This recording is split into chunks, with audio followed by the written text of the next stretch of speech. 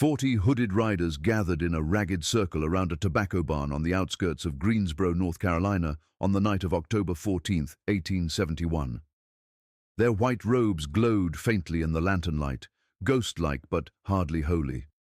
Inside the ring stood a single black woman, her wrists bound, her expression unreadable.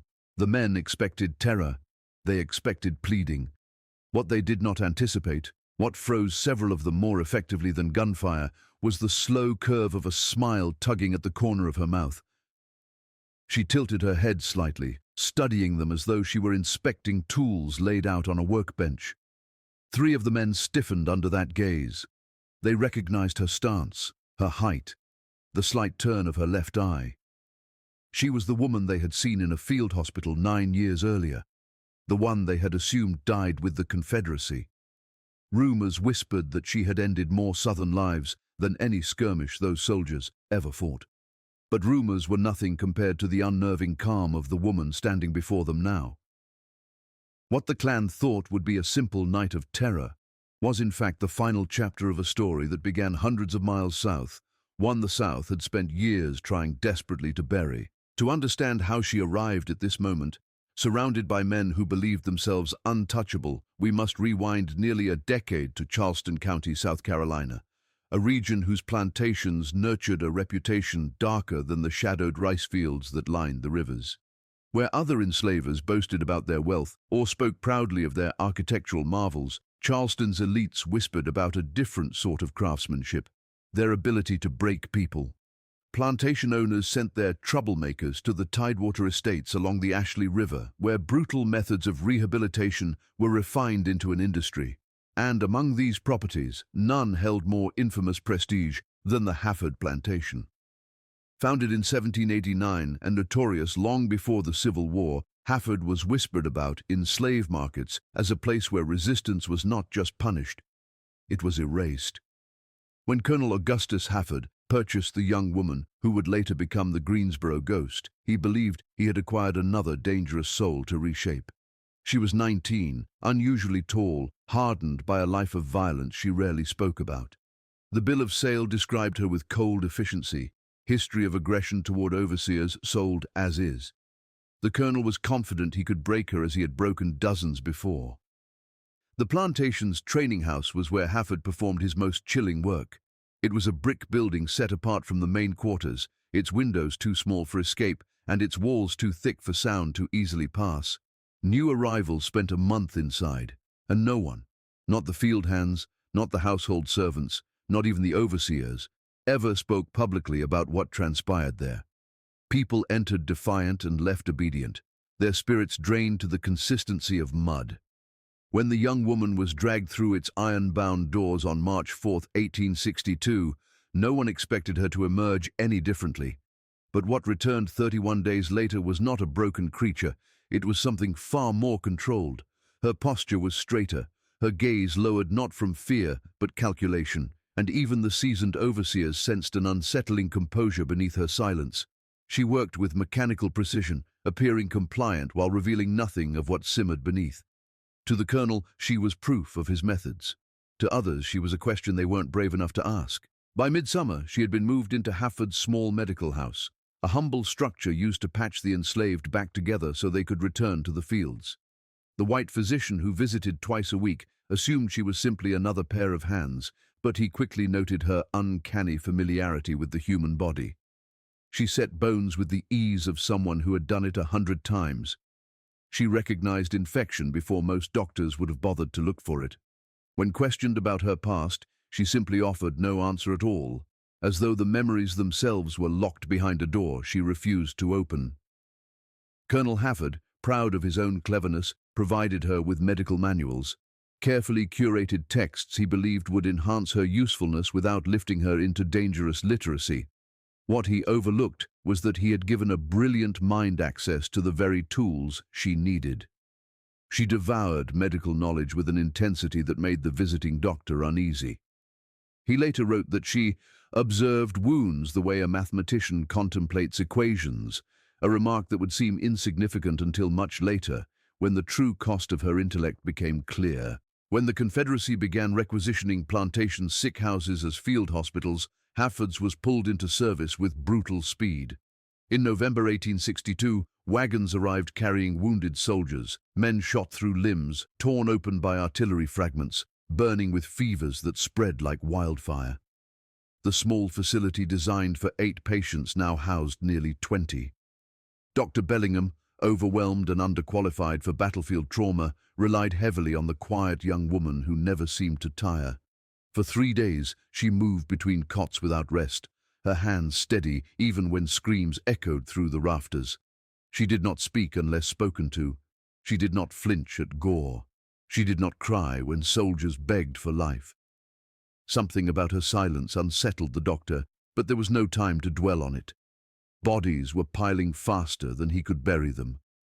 It was during these early days, amid the chaos of infection, panic, and exhausted men, that the first unexplained death occurred.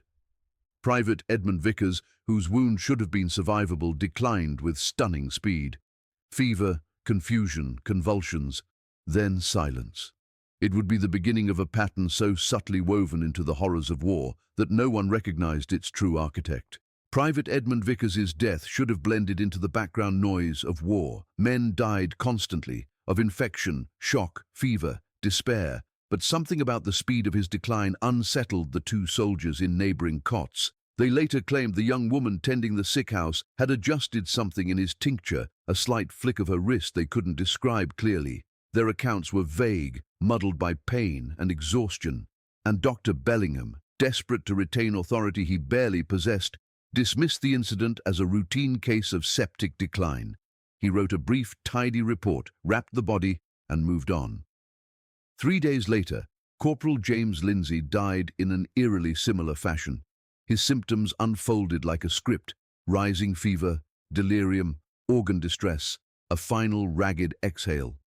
The doctor's notes repeated the same language, as though he were copying from a template rather than documenting a human life slipping away.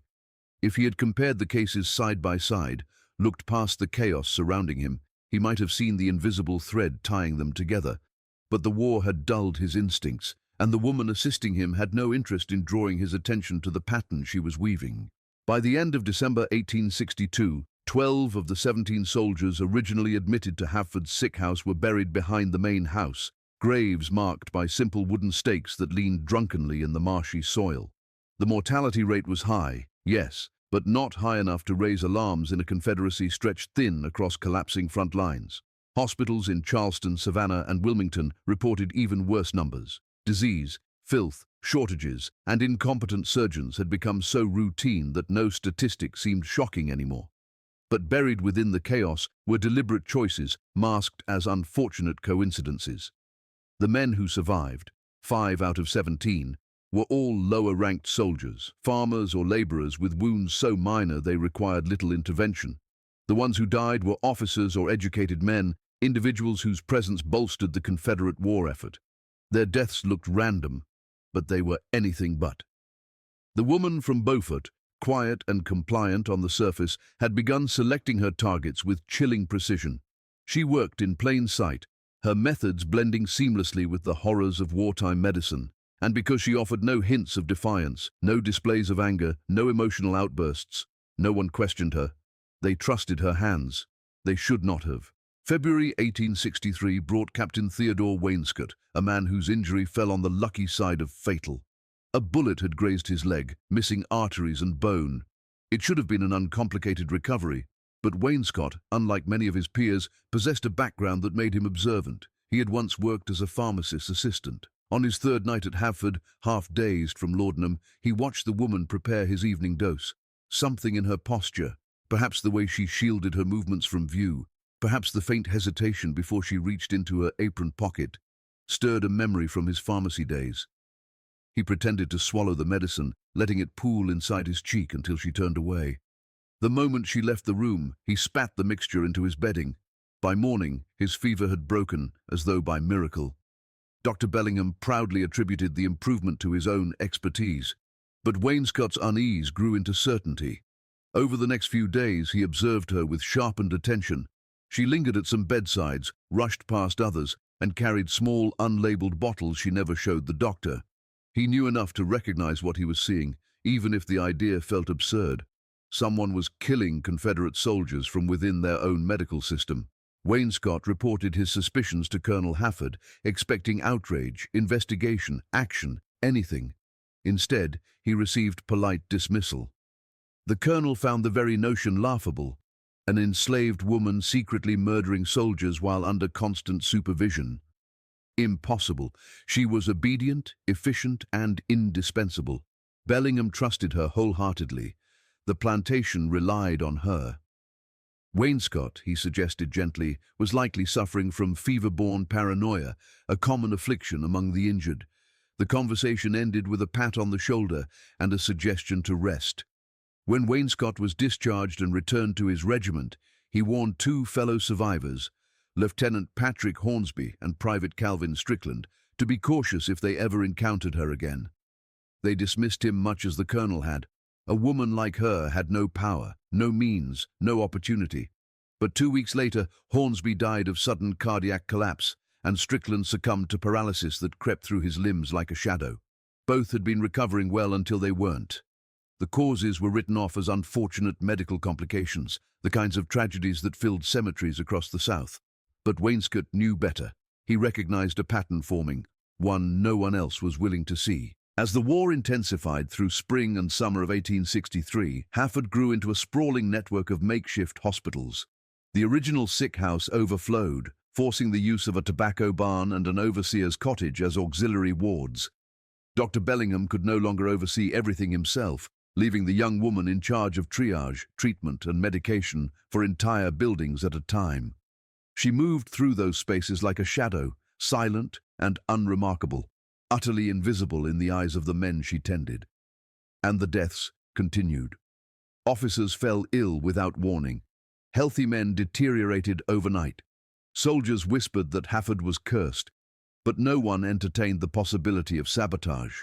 Plantation owners and military officials alike pointed to overwork, disease, logistical failures, anything but the truth staring them in the face. Behind every unexplained corpse, behind every fever that spiraled out of control, behind every soldier who gasped his last with no identifiable cause, stood a woman who had learned far too much inside the brick training house. She treated the Confederacy not as a system to fear, but as a structure full of weaknesses, and she had begun prying at those weaknesses one man at a time. By autumn of 1863, the Confederacy's medical system was collapsing under the weight of its own failures, and Havford became a symbol of that quiet deterioration. But while other hospitals battled shortages and infections, Havford's crisis carried a far more deliberate hand. When Union raiders disrupted the supply lines in late August, the Confederate command ordered all patients relocated from Havford to a military facility in Columbia. For a brief moment, the plantation returned to its original rhythm. Fields planted, sick house emptied, the air absent of soldiers' moans. And something remarkable happened. Enslaved workers recovered faster. Infections dropped.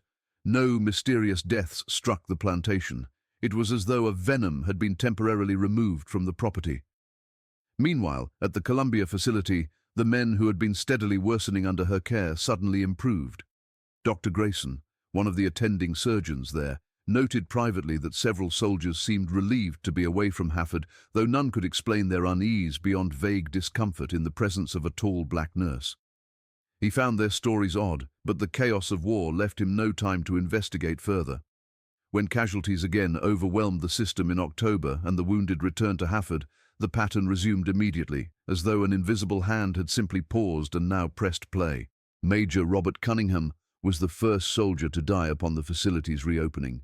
He arrived with a manageable leg wound and the arrogance of a plantation owner who believed suffering was a flaw of weaker men. For days, he berated other patients, lecturing them about discipline and the proper handling of enslaved people. Yet as he delivered those tirades, the woman tending him remained quiet, wiping his brow, adjusting his bedding, offering him herbal infusions she claimed would help him rest. On the fourth night, his body began shutting down, first the kidneys, then the lungs, then finally the heart. His last coherent moment came when he saw her standing at his bedside, studying him with an expression not of anger, but of clinical inevitability. Something in his face shifted from disdain to panic as recognition clicked too late. He tried to form words, warnings, confessions, anything, but his tongue lay heavy and unmoving. She watched until the final tremor passed, then closed his eyes with a gentleness that chilled even the hardened orderlies who later prepared his corpse. They did not know her role in his death, but they sensed something unnatural had unfolded.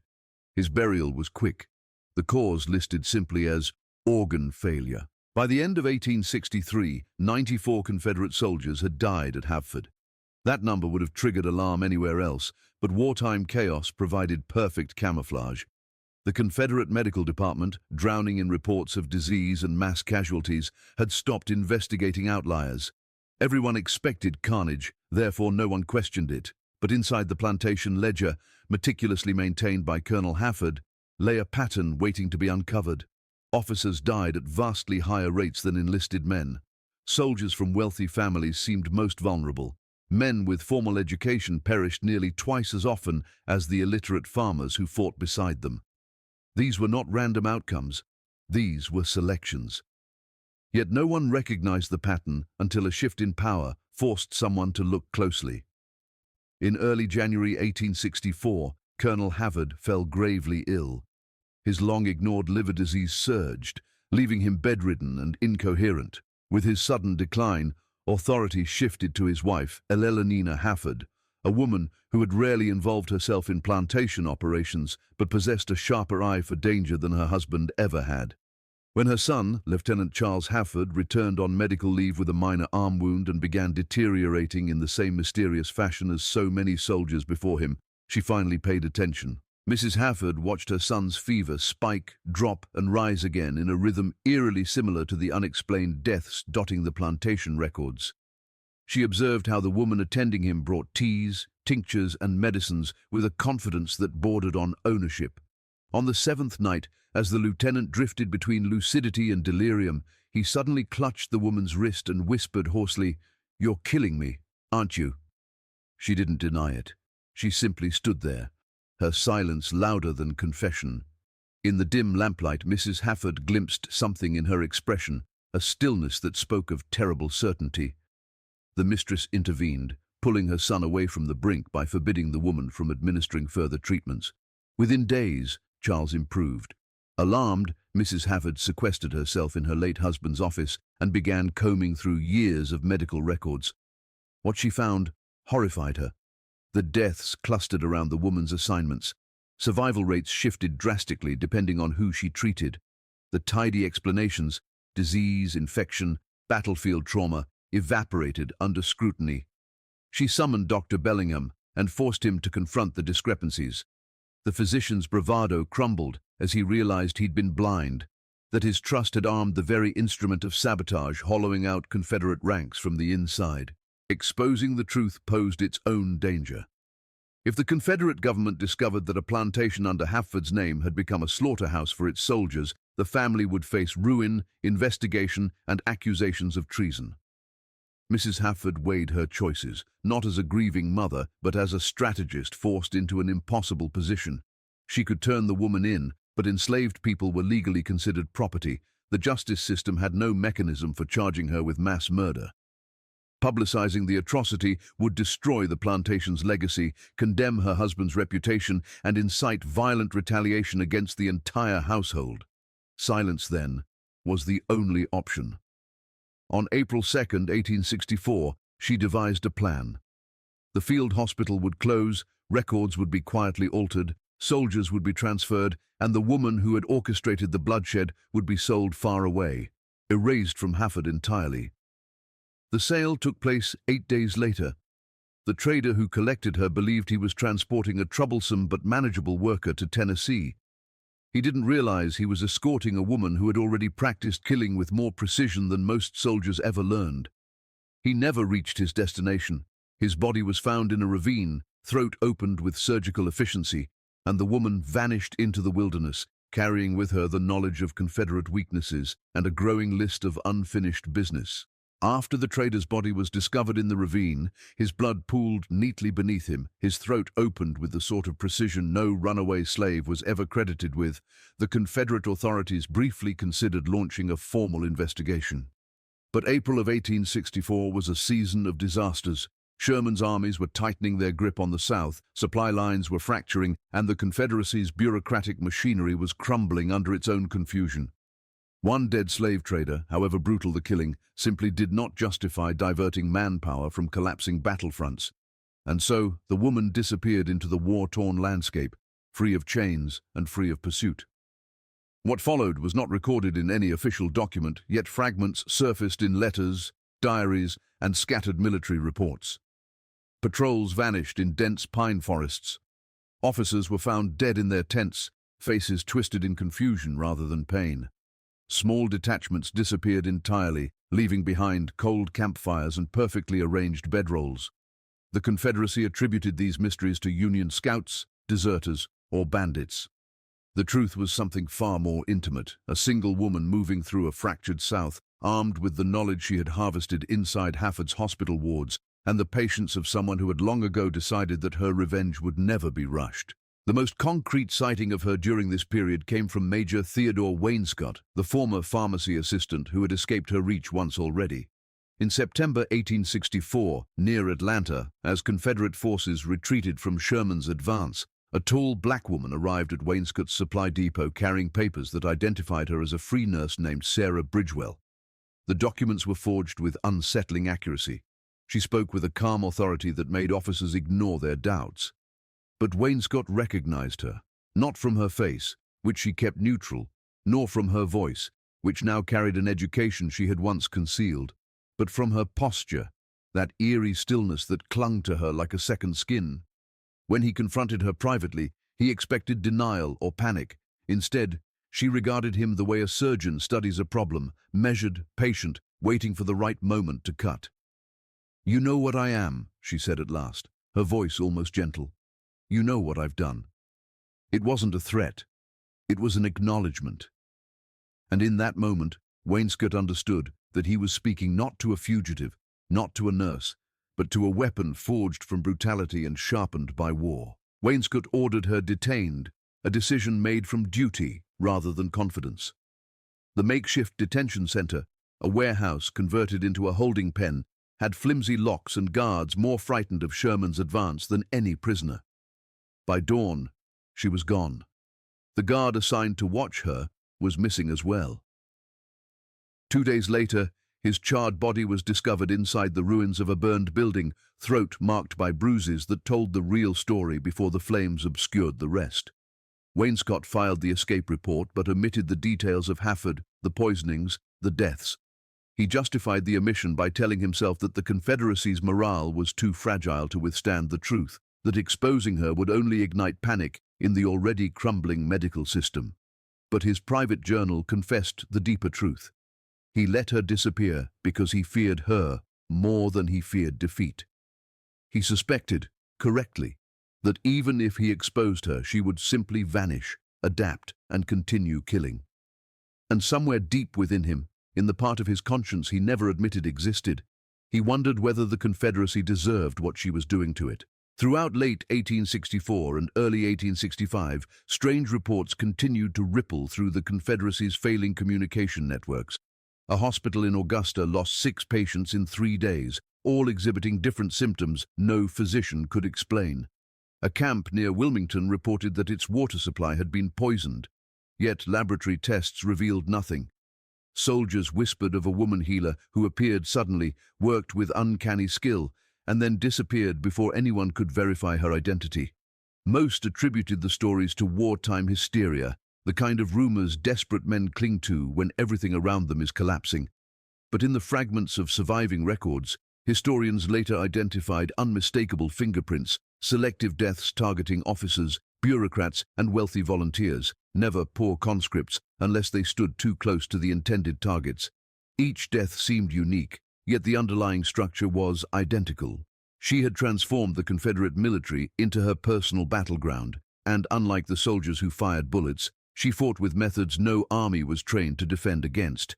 Poisons disguised as medicine, accidents engineered through anatomical knowledge, and a face no one thought dangerous until it was too late. When the Confederacy finally surrendered in April 1865, the nation's medical records were scattered across burned cities, abandoned hospitals, and flooded storehouses. Whatever clear evidence might have existed of her wartime activities evaporated in the chaos. For 6 years, her trail went cold. Then, in 1871, whispers emerged from Greensboro, North Carolina. A tall black woman, with a slight cast to her left eye, had purchased a small property and lived alone on its edge. She worked odd jobs as a midwife and healer. She kept to herself, but veterans who passed through the area sometimes recognized her, men who had once lain helpless under her care. They tried to warn others, but their stories sounded deranged, the ramblings of men unable to leave the war behind. The local white community didn't need proof anyway. Her calm independence was reason enough for hatred. A black woman living without surveillance, living without fear, that alone made her a target. By the autumn of 1871, the newly formed Ku Klux Klan had decided to confront her, believing her to be an easy example. They had no clue that she had been waiting years for them, that their arrival was not an ambush of her, but an appointment she intended to keep. The raid planned for October 14, 1871, followed a pattern the Klan had perfected across the Reconstruction South: overwhelm, terrorize, silence. 40 men gathered at a farm 3 miles from her home, slipping into their white robes with the confidence of predators, certain of an easy kill. They rode out shortly before midnight, surrounding her property with military coordination. A single lamp glowed inside the small wooden house, an ember against the dark. Before they could strike a match to begin the ritual burning, the front door creaked open. She stepped out unarmed, barefoot, her posture relaxed as though greeting late-night visitors instead of armed men. She scanned the crowd slowly, her gaze brushing across the hoods until 3 of the riders flinched. They recognized her, not from the face she wore now, but from the shadow she had cast over their wartime memories. They had seen her in field hospitals and sick wards where death followed her like a silent attendant. The leader of the raid stepped forward, leveling his rifle at her chest. She didn't blink. Instead, she said, "I wondered when you would come." Her calm punctured the bravado of several riders, but peer pressure held the line. Then she moved, and everything the Klan thought they understood collapsed instantly. Her speed defied comprehension. One moment she stood on the porch, the next she had seized the raid leader's rifle, reversed it, and smashed the butt into his face with brutal precision. He dropped without a sound. 2 attackers lunged, but she flowed between them, striking with the efficiency of someone who knew exactly where muscle, nerve, and bone met. She wasn't fighting chaotically, she was dismantling them. In 3 heartbeats, 3 white-robed men lay writhing in the dirt. The remaining 37 riders froze. They had never met resistance, let alone resistance that evaluated them the way a surgeon evaluates patients on an operating table.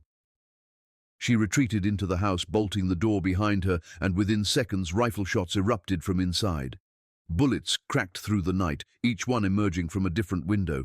She had staged weapons in advance, prepared firing angles, calculated their movements. A kneecap exploded, a shoulder shattered, a hand disintegrated under the force of a shot placed with surgical control. She wasn't killing them, she was crippling them one by one, sending a message more terrifying than death.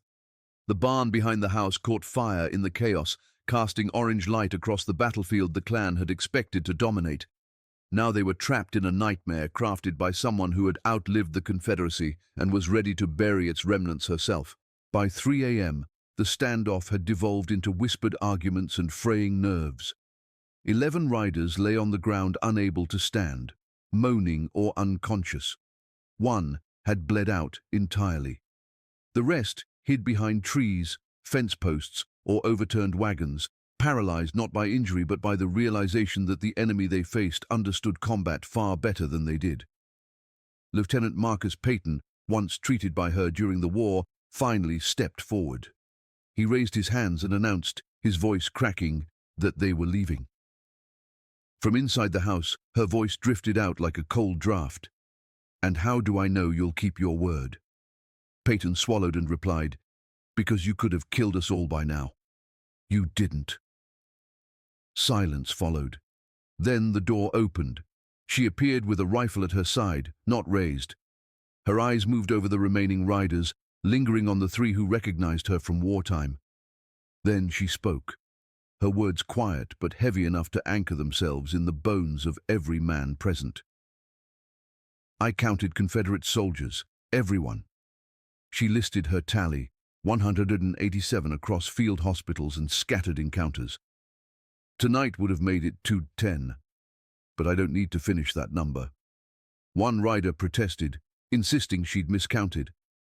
She smiled, a small, unsettling gesture. Numbers matter less than memory, she said, and tonight you will remember. The surviving riders fled into the dark with their wounded, dragging the raid leader's limp body and leaving behind the corpse of the man who had died. She watched them vanish, then returned to the house and extinguished every trace of the battle. At dawn, the only visible evidence was the smoldering skeleton of the barn. Local officials, alerted by the smoke, recorded the incident as a routine property inspection gone awry and closed the file within hours. But stories have a way of slipping through cracks in the walls built to contain them. Confederate veterans whispered about her in back rooms thick with cigar smoke. Men swore they'd seen her during the war, that she had walked among the wounded like an angel of death choosing which souls to claim. Others told of her precision, how she disassembled soldiers quietly with herbs, tinctures, and knowledge no enslaved woman should have possessed. The whispers pierced the carefully curated myths of the lost cause, and that alone made her existence intolerable to those who wanted the Confederacy remembered as noble. Yet even the veterans who feared her refused to reveal too much. They were terrified that speaking her name might summon her. Her presence in Greensboro became a pressure point for the black community. By 1874, Reconstruction was dying, and white supremacy was resurging with the full force of institutional power. A delegation of black leaders visited her one spring morning, standing in her yard with hats in hand, not in deference, but in painful recognition. "Your war is over," the minister told her. "Ours is still going." She listened, weighing their pleas with the same quiet calculation that had governed her every choice. She understood. Her survival, once a symbol of resistance, had become a spark that endangered others. 2 weeks later, she sold her home, packed a simple trunk, and slipped out of North Carolina like a shadow returning to the night. Sightings followed her for decades, a healer in Philadelphia, a midwife in Chicago, a mysterious elder who frightened a physician in 1901 with her unsettling knowledge. But none were confirmed, and perhaps she intended it that way. History prefers neat endings, but she left none. Instead, she left questions. How many soldiers did she truly kill? How long did she continue her quiet war? And how many stories like hers were buried because they contradicted the comfortable narratives America wanted to believe? In the end, she proved one truth that outlived every battlefield. The most dangerous ghosts are the ones history tries hardest to forget.